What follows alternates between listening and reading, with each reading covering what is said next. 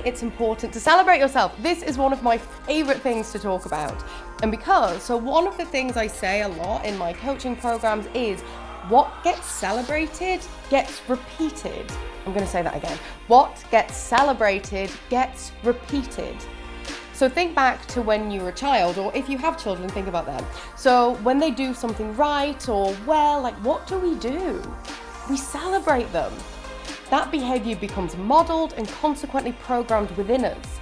If we're doing something good, we get celebrated and rewarded, and so consequently, we repeat that behavior. As humans, we have something called the negativity bias. I talk about this a lot. But what it means is we are genetically predisposed to focus on the negative.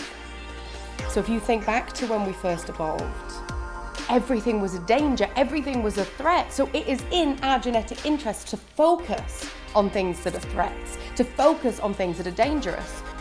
And this is so much the case that research has shown that the average human brain scans for threat 300 times a minute. We're always doing it. We're always being like, danger, is that danger? Am I safe? Am I safe? Is it okay? Potential areas that we can fail or look stupid or get laughed at. This is how we're built. It's our genetic baseline. So we simply have to get into the habit of self-celebration. And if not, we're more likely to hold on to, integrate, store, and remember the negative events more than the positive. So I'll give you an example of this, one that I'm sure you know, okay? So you go to a meeting or a job interview or whatever it is, and it goes well. You're kind of like on it, you're like communicating well, you feel like you've got a good rapport, and then at the end, the client, the interviewee, whoever it is, says to you, thank you so much for that. There was just this one little thing that I didn't quite like. So we leave that interview that otherwise has been brilliant, and now that whole thing was a disaster. The whole thing was a write-off because of the one small negative thing. Research has also shown we are so much more likely to remember the critical or the negative feedback we get than the positive. What this means is so many of us are just walking around the world absolutely nailing it and we can't even see it.